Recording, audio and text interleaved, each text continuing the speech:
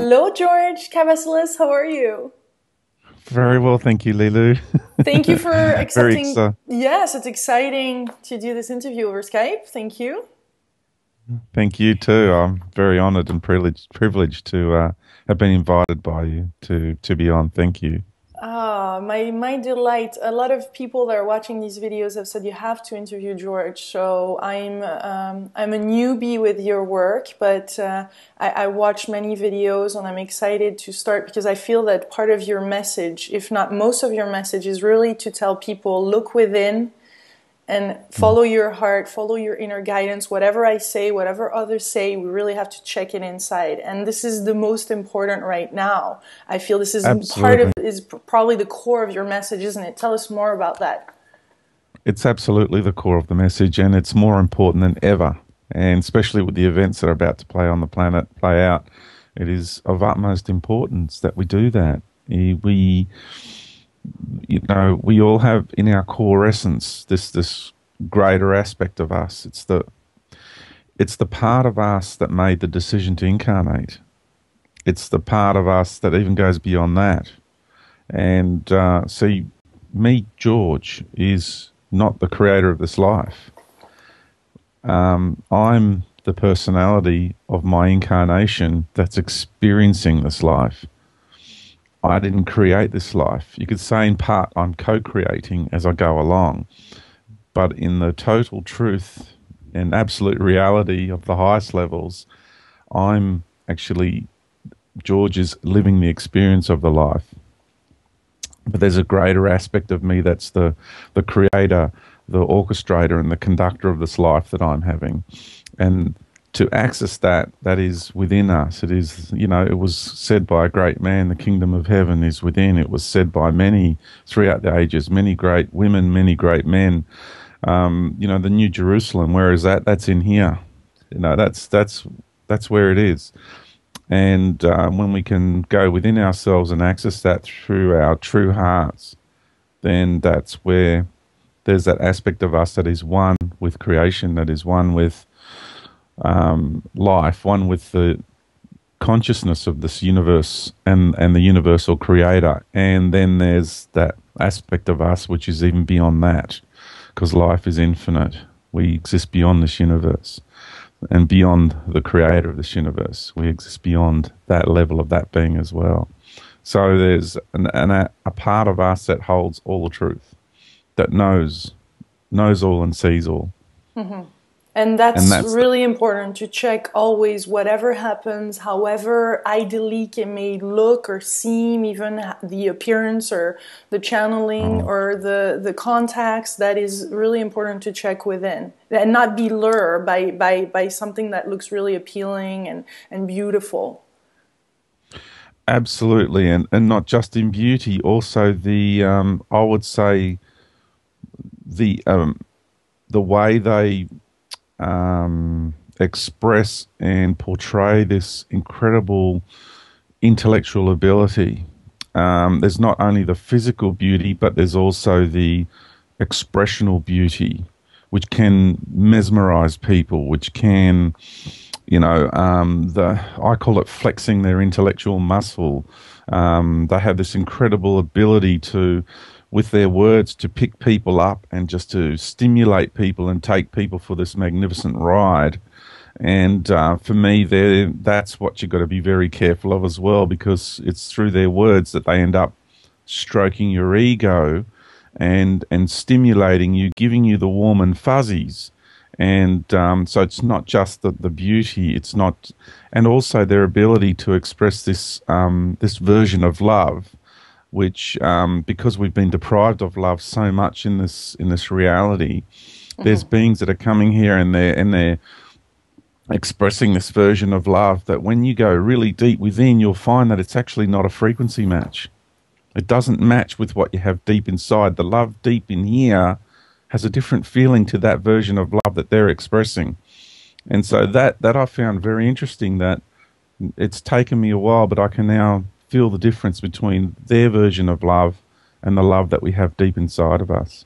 Tell us a little bit more on how it feels and how we can find that fine tuning and that frequency that you're talking about. How can we really tune into that? Because it feels like it's also very much linked to our self-love and our self-respect, and how much, so that we can feel that, right? It's the honoring of sovereignty. It's the love that we have in here is connected to, dignity, to the honoring of self and sovereignty. And it's not about being self-absorbed in the way of ego. It's all about the honoring of self, of sovereignty. Whereas this love that's being expressed by all these other beings, many other beings that are here at the moment, sharing this knowledge and information with humanity through channelings and through what have you. They talk all about love, but when you look at the content of the information that they're sharing, at the end of it all, it's always, and it can be very, very clever twists right at the very top end of their content of information. It'll always end up leading you to give your power away one way or another. Whereas the true love that is deep within all of us is we're all equal, we're all free. And it takes a while to come to this understanding. Some people innately know it already, but they can't verbalize it, but they know. But isn't it interlinked also with who of our humanness, of part of ourselves that could also change part of that message or kind of interrupt within this pureness? We do have our belief systems, and we do view life through those eyeglasses, if you want to put it that way, or through those filters. But after a while, I mean, you've interviewed so many people, after a while you gain that experience and you do get to realize some people, like I said, innately already have that. I know people who have nothing to do with our world of spirituality. They're just everyday people and they just go about living their lives in a very simplistic way. And the moment you start talking to them, and they'll say, well, I already know that, or I already know that. And you show them an interview or you show them a piece of information that's doing the rounds at the moment. And they go, well, I already knew that. And they don't study anything and they don't research and they don't do meditation groups. And they're just busy raising their children and going to work and coming home. So this is innately in our humanness, like you just already expressed. We already have this naturally occurring. So we don't really have to overcomplicate things. It really comes down to keeping it as simple as possible and reconnecting with our humanness, because that is our, for want of a better term, our godliness. Yeah, that's what I was going to ask you. It seems like really we have to honor ourselves as divinity ourselves instead of always waiting for somebody outside that is going to finally give us that one piece of information that is going to change our entire life. And that's really, really, really important. And I feel this deeply in my heart, how important it is not to follow others. Even I always say in all interviews I do, check within, take what feels right, and at the end, listen to your own self. So I really feel this is particularly important with these changes. And you're saying this is part of a plan, possibly? It is very much part of plan. Well, everything is by design. There is no such thing as the chaos theory. And there is no such thing as coincidence. Everything is by design on every level of life. And it's just whether people have the capacity to understand the magnitude of intellectual intelligence and processing it takes to create realities such as, especially this one. So, the part of the plan is that we have come into this universe, and the construct of this universe is light. So we have come into this universe to learn about light. And you've got your universe happening, and we all have a spark of us inside your universe. And learning the construct of your universe, or the expression of your universe, which is one and the same thing, construct and expression. And to us, you're God, the creator of that universe. And I've got my universe happening, and everybody's got their universe happening. So we're already gods. We're already creators. And what we do is we go inside each other's universe, because each universe has its own unique expression, and therefore we end up learning all these different constructs and expressions of life. So what's happened is we've all sent a spark of ourselves inside this universe, an aspect of self, to learn the construct of light. And it's the nature of light. Because it's vibration, it's therefore a dualistic expression. And the very nature of light creates division. And the degree of waveform determines the degree of polarization and separation. So when you have a much larger vibration, larger waveform and slower, it creates a much more intense experience of what we call light or vibration or polarization and separation. Do you think it's possible to always be in this place of light and love and unconditional love? Is it a possibility? Are we coming to this place where we can be nearly invincible? Yeah, well, see, in reality, we've never actually been separated. The division and the separation that we experience, we've always got that thread connected to our whole and sanctified essence. So we're always truly connected. So what we go through is the appearance of separation, the appearance of being polarized. Mm-hmm. So how can we always stay in this high frequency? Well, we chose to experience separation. That's why we chose to come down into the lower domains of the universe. Now, the one point I want to make clear here, Lilou, is I want to make a clear and distinct definition, because there's people that are going around saying that we here on Earth are at the bowels of the universe, that we are the furthest away from the Creator that you can actually get. And I want to categorically say that that is not true. There's been incredible amount of disinformation that is being propagated around this planet at the moment into the human psyche. Not just now, I mean, it's been happening for thousands of years. Especially, it's been a 6,000-year plan, specific 6,000-year plan to completely decimate the human psyche and to through trauma. It's a trauma-based programming to traumatize a human race and then reprogram it. So that's what has been, happening here. And there's lower dimensions in the universe. There's the Cape people understand we're in the third dimension, and we're actually traveling through many dimensions at the moment. But traditionally, it's been known that Earth has been in the third dimension. Well, people don't understand that there's a second dimension, a first dimension.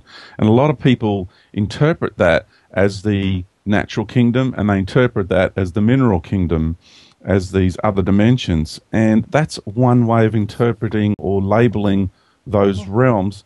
But the second and first dimensions I'm referring to are not that. You see, there are much lower vibratory realms in the universe, and they are the second and first dimensions where there's really very low vibrational activities that take place. And what we call the astral realm and what we call these sort of lower vibratory interdimensional beings that we're dealing with, be it reptilians, be it, all these sorts of other entities and races of greys and what have you, they actually come from the second dimension, and some of them come from the first dimension. Isn't it fascinating that those sort of entities are at the moment being portrayed as though they are a higher vibration, that they are in the lower fourth dimension, and that these other realms are actually a higher vibration than ours? There's an agenda going on here, and it's not true. They don't exist in a vibration that is higher than ours. The path that we have come to enter this galaxy and then find ourselves into this solar system and onto this planet is actually an offshoot expression from the main body of the universe. So if you look at a woman and you look at the main body of a woman, the areas that we have entered into is actually the womb. So this galaxy is known in the greater universe as the galactic womb. And this solar system and this planet, it's what we call compression. It's the road to compression. So you take the whole universal expression from the higher dimensions right down through to the lowest dimensions, the second and the first that I'm speaking of. Then you compress them And you create this offshoot version of reality, which is taking that whole lot and compressing it and expressing it in one galactic arena. This is what we have entered. But you see, there's beings who are very jealous of who and what we are, and they're trying to trick people into thinking that we are at the bottom, that we are at the lowest, that we are at the bowels of the universe. And that is so not true. The reason we have entered this road to compression is to birth, is we're entering the womb of the divine feminine. This galaxy, the Milky Way galaxy, is the nurturing of the mother's milk. We are in the womb of the divine mother. And this solar system and this planet, which is an expression of her, we are on the womb of the divine mother. And there is so much disinformation going on out there. We are not the lowest of the lows. And we are, you could say physically, we are a young race. But what is inside of these bodies? What's imprinted?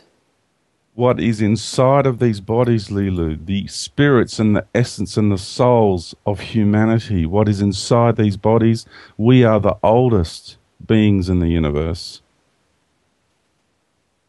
And the fact is, we do not need the mentoring and the guidance of all these other races that are coming here and telling us how we should be, what we should do, that we should meditate like this, that we should do these techniques, that we should bring all this light in from their ascended masters and all this sort of stuff. That is the great deception, Lilou. The truth is we have it all within us, and all we need to do is reconnect with the vastness of wisdom and abilities that we have as these ancient of beings, because the fact that we are on this earth now and we are about to complete this process says, if you remember anything about your universal journey, will tell you that we are the way showers, that we are actually the ones that entered this universe first.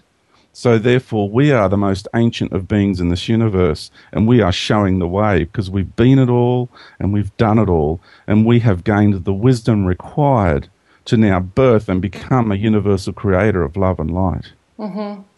And how can we, is this process called the Ascension? And is it a matter of reactivating something? Because most people actually don't have memories. I mean, you had extraordinary adventures that allows you to bring back this knowledge, right? So you're bringing a piece. What would you say is your role in this ascension process? Well, it's about remembering the past. And when I say the past, I don't mean 500 years ago or 1,000 years ago.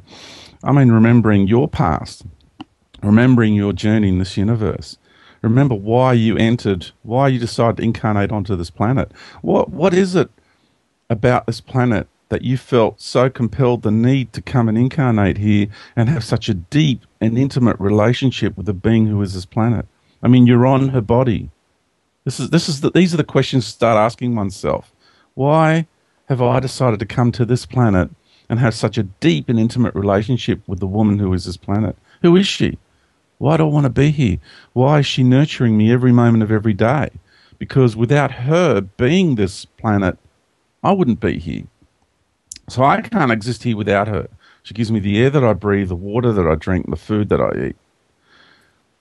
I'm immersed, I'm swimming in her magnetic chamber, in her ethereal templates. I'm so integrated with her. You know, and the truth of it is, Lilou, you can't have an organic incarnation onto a planetary body without first making an agreement with a being that is that planet. And without first your essence going and merging and becoming one with the consciousness of that planet.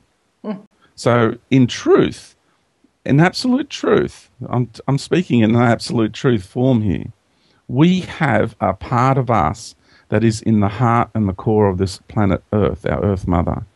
Our heart, we have a part of our essence that is there because it is from there that we projected to our incarnational constructs. So we are already like this with her. The only thing that's stopping you from remembering all this knowledge that I'm still, learning all the time. Don't get me wrong. I haven't mastered it yet. I've got a long way to go.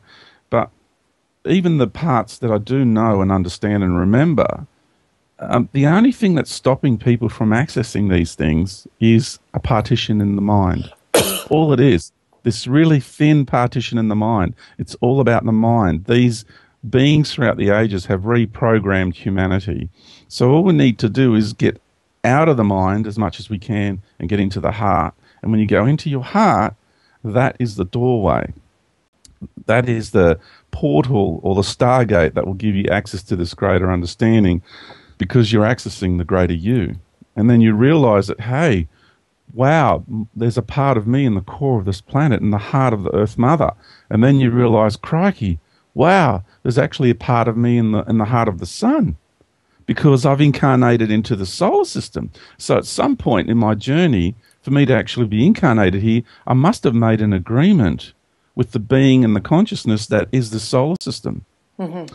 And then you, wow, okay. Then you take it, you go to the next level, and then you, because this is the path your consciousness takes when you reconnect to deep in your heart.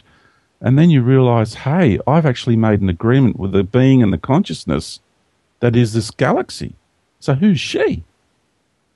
And then you realize that you're having these deep and intimate relationships with these beings. You can't exist, it's like you have your body. Mm-hmm. Are you going to allow all these beings to come and be on your body without your permission? Mm-mm. It doesn't work that way. And the beings who want to incarnate into the galactic embodiments and into the solar embodiments and planetary embodiments, you wouldn't want to impose yourself upon these beings. Okay? So you do it through agreement, and you do it through merging. You see, each reality has its own unique vibration. Mm-hmm, mm-hmm. So each planet has its own expression and its own unique vibration. So what we do is we merge and we become one with the heart of that reality, so we can calibrate our essence to that vibration, to that reality. And that's how we can know and be comfortable and exist in that reality, because our essence is now calibrated and attuned and attuned to that vibration of that reality and that consciousness that is that reality. You were explaining in some other interviews and videos that you had some challenges sometimes to readapt back to a different when you were coming back here. Tell us about those travel and what happens and how you can recalibrate. Well, what would happen is, even when you just go into a spacecraft, each race... That's ordinary. Okay. If people don't understand my journey, I've been going up in craft and going to other realities throughout my life since a baby. So that's what's been happening. So each race that you would interact with, or one would interact with, has its own unique expression and therefore its own reality and its own vibration. So if you with a group of Pleiadians, for example, they have their own vibration. But then if you're in a group of Rigelian Greys, for example, from Rigel, they have their own unique vibration. Every race has its own unique expression, and the realities they exist in, their planetary systems, their star systems, have their own unique vibration. So, for anybody who's listening to this and they've experienced the Greys, for example, what they do is when they come to your reality, your whole reality ends up shimmering, and then all of a sudden you find yourself in their reality, because what they do is, as they go along, they change the reality. It's like when we go into the ocean, people put on a suit, a wetsuit, or someone goes into outer space, or we fly a plane and we go into a plane up high in the atmosphere. We are taking our reality with us up there so we can exist comfortably. So we need to pressurize the plane. We need to have the right oxygen, and the whole reality has to be what we have down here simulated up there. And it's the same with these beings. They have mastered technology to the point where they can take their reality with them wherever they go in the cosmos. So whether they're traveling to this system or they're traveling to another galaxy or whatever, or other star systems, what they do is they create their reality as they go along, and they can do it as in just a few meters around themselves. So as they walk around here on Earth, what they're doing is they've got the reality with them. even though they can also interact with this level of reality. And sometimes they can come out of their reality just for a short period of time, just like we would, go into the water and hold your breath for a period of time if you're snorkeling and you're looking at this wonderful new world under the ocean there, and the reefs but then you've got to come back out of there and get a breath, don't you? So it's the same kind of thing, but think of it more vibrationally too, not just the breath side of it, but when you're standing on the surface of another world and you've got this embodiment, which the vibration and the magnetic chamber and the ethereal templates of your makeup is made up for this world, for this being. When you stand on the surface of another world, you're in another vibration, you're in a different magnetic structure, you're in a different ethereal structure, and so your body literally can't cope. And there was times when I would be hurting being in another world, depending on what the people that took me there, whether they created the reality for me to be comfortable in or they didn't. And so sometimes I'd come back and I'd be in a lot of pain as my body would once again readjust to this reality after being thrown out of whack or out of alignment from this reality because I was starting to adjust to the other reality. So it's not so straightforward. When people travel and go up in ships and all that sort of business, it's not so straightforward. No. And then there is out of body. There's a time where people seem to be out of their body for a while.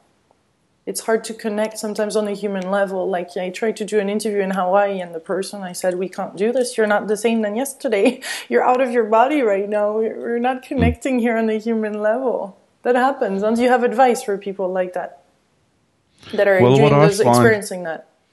Yeah, what I find, even if when you wake up in the morning, it takes you a while to come back into your body because, we travel every night, without remembering. Most of us, a lot of people just don't remember or realise what they've actually done during the night. But we do go travelling quite a lot and we work a lot behind the scenes on the planet to help humanity. That's why when you go to bed and you wake up in the morning, you're sometimes more tired in the morning than when you first went to bed. You shouldn't be waking up tired, technically speaking. You should have slept and regenerated yourself. So my suggestion is to, maybe just walk on the grass with bare feet, or I like to go for a walk. Cynthia and I, we go for walks in the morning, or do something that grounds you. If you've got to go and do some weeding, or if for people that are not grounded properly, it's really important to ground yourself. Stay grounded. Therefore, you create a real, nice harmonic balance between whatever your spiritual essence is doing, your ethereals, all the different levels, your astrals, and you need to just realign them, and recalibrate them to this reality. So some people call themselves commanders? Yeah, there's a lot of commanders on the planet. I mean, I did just say a little while ago that we are the oldest and the wisest, and there are many people on this planet who, we hold very high positions, not only in this galaxy, but in the cosmic arena. And, we're here to help guide humanity through this next phase, and we're kind of playing, like a midwife role for Earth Mother. We're helping her through this transition as well. So there's a lot of wisdom, it's basically all the great wisdom masters of this universe are incarnate on Earth right now. The greatest of the greatest. We are the ones we've been waiting for. I love that sentence. Tell us about some of your most delicious, amazing, extraordinary experiences. Because I've heard of some of the painful ones, but I just want to see the most beautiful, precious, just like, wow. Yeah, I've had quite a few of those too. Okay. One that I found amazing, this is a little bit, out there, but I'm going to share it with you. I went to the home world of the cricket races. Your crickets in the garden?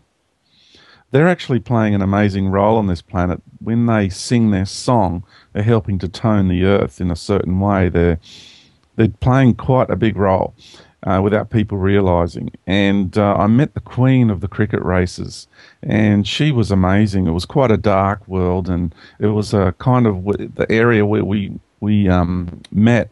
There was a mist up to my knees, and she was upright. She was a bipedal type of being. She had a long gown with a big collar, and she had a cricket type of head. It was unusual.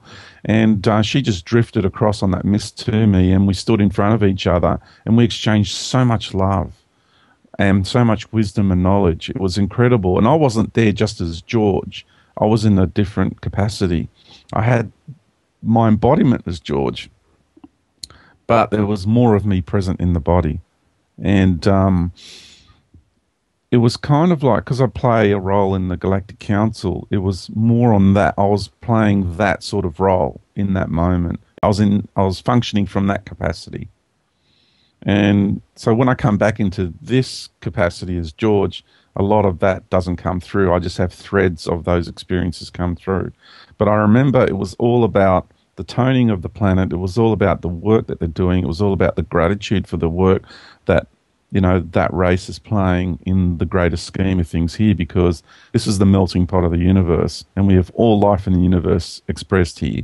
And there's many races playing many roles here in actually facilitating this, managing this, and making it happen. Even though it appears as though at times things are very negative here, the actual beauty, the amazement of what's actually taking place here is, it's so hard to imagine how fantastic this place is at the moment. I know it is. For some people, they can more than others. But when you look at the biodiversity that we have on this planet, you look out in your garden and you look at all the different expressions of life, to have that much biodiversity in one place, compressed, because this is about compression, because we're all going back to 0 point, we're all going back to balance. You know, what it takes to create this is amazing. And so many races for such a long period of time, eons, have been working on this project. This is really big. And then you've got these other characters that come along and just want to hijack it and spoil it and sabotage it. Don't worry, they're not going to succeed. It ain't going to happen. Yeah. Is it already written? Of course. Yeah, absolutely. Because we created this. It is us who co-created this reality. In actual fact, the reality is we contracted them to come and challenge us. Tell us about the cosmic matrix. Okay, we have the Earth matrix. Now I'm going to ask you, how far down the rabbit hole do you want to go with this? Because this will shock a lot of people if you want me to take it all the way. We'll see. Let's see. Okay.